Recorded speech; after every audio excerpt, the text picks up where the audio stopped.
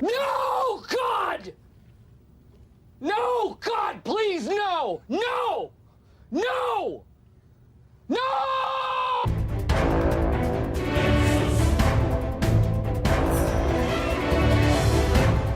Hello everybody, welcome back to another WB3 video. This week was a very good week.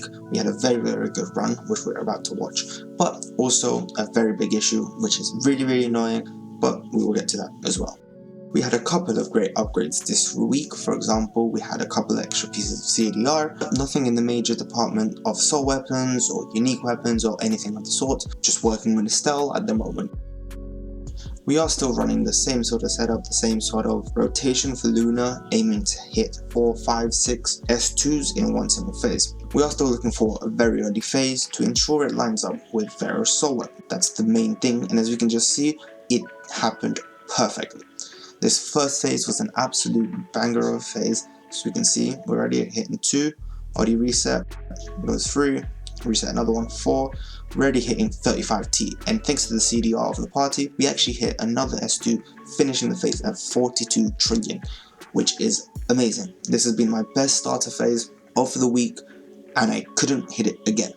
I've hit it once more, and that was it. RNG World Boss is a pain.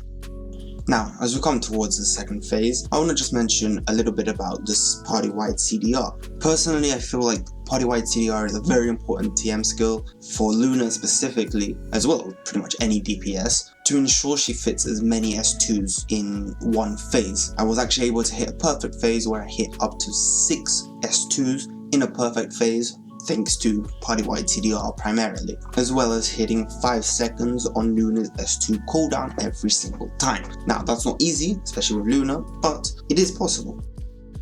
The way Luna's S2 cooldown works in WB3 is a little funny. If the carrot lands on a crystal, it's actually wide enough to hit both San herself and one crystal. But if the carrot lands on a San herself, then it only hits one target. Because of this, Luna's damage can actually vary immensely from phase to phase.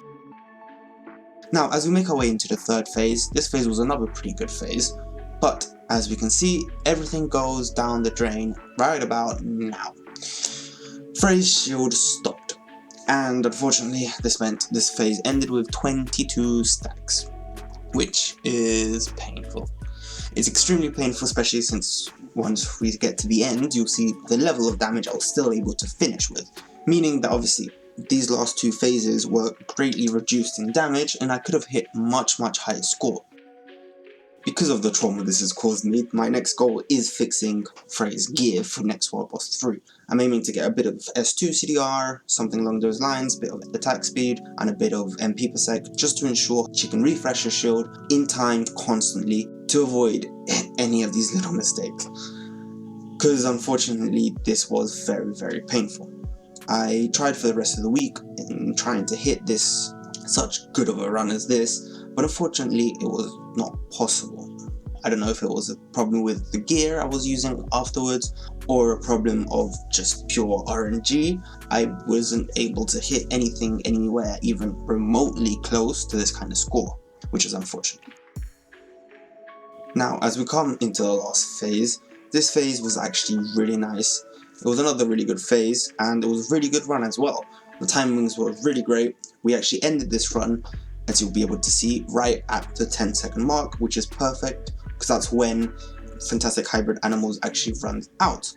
And as you can see, we actually hit 167 by the end of it, trillion score, which is insane. I'm super happy with this run, apart from obviously the stat. Like, without the stacks, I feel like this run could have easily been upwards of 200 trillion, which is actually my next goal for next WB3 week. I'm going to be trying to fix Frey, get a little bit of other stuff in there to be able to actually push just that little bit more and get 200T. Now, unfortunately this week I don't actually have a recording of the gear I used for this run. I was extremely salty with the stacks and how it went downhill from that point. But yeah, the pretty good run overall, my best run of the week, and next time I will be pushing, as I mentioned, for 200 trillion.